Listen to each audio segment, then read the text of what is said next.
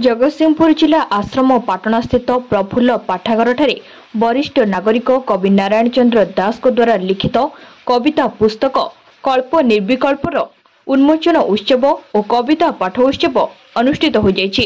एही अवसर में आयोजित कार्यक्रम में मुख्य अतिथि भाव में जगतसिंहपुर ब्लॉक रो अतिरिक्त वीडियो अजय कुमार बेहरा, नारायण चंद्र दास, रवींद्रनाथ त्रिपाठी, डॉक्टर गोपाल कृष्ण आचार्य, निरंजन विश्वाल, शरदचंद्र महाराणा, सुरेंद्रनाथ त्रिपाठी, भगवान दास प्रमुख जोगदी पुस्तक उन्मोचन करथिले।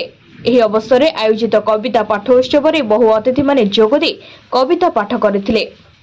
श्रीयुक्त नारायण चंद्र दास द्वारा लिखित पुस्तक कल्प निर्विकल्प कवि बहीटीर शुभ उन्मोचन होइछि। एठी आज तार समीक्षा मध्य समीक्षक माने करिसेंती। वास्तविक से कवि से बही एक पुष्पहार सदृश श्री वासुदेव चरणार बिंदरे सेठी सूर्यंकर विभिन्न रंगर फूल अच्छी, विभावरी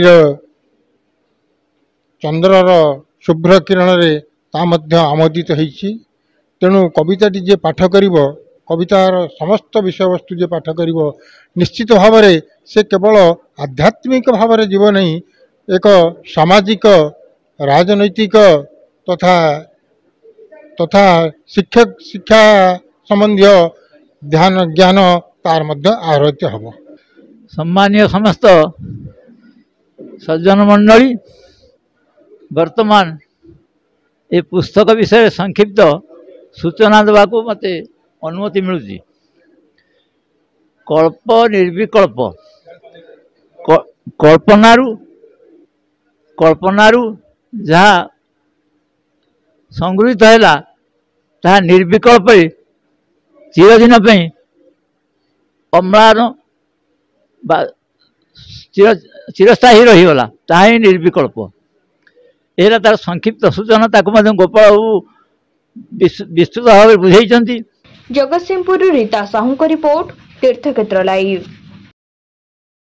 ग्रामांचल स्वास्थ्य सेवा को लोकों निकट में पहुँचाइबार लक्ष्य नहीं बाजपुर विद्यालय पुरातन छात्र संसद सहयोग एक मागणा स्वास्थ्य शिविर अनुष्ठित हो जाइछि।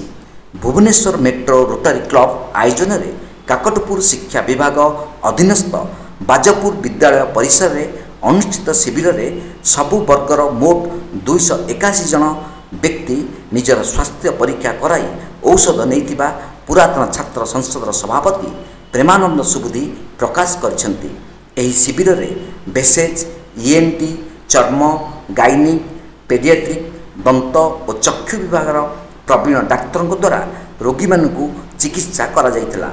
एही कार्य रे संगठन संपादक सुरेंद्र माणिक, प्रमोद किशोर पृष्टि, कैलाश चंद्र साहू, गगन बिहारी पात्र, डॉक्टर रामचंद्र बेहरा, सुरेंद्रनाथ साहू और दिव्य रंजन साहू समेत संसदर समस्त सभ्य और ग्रामवासी माने सहयोग करथिले।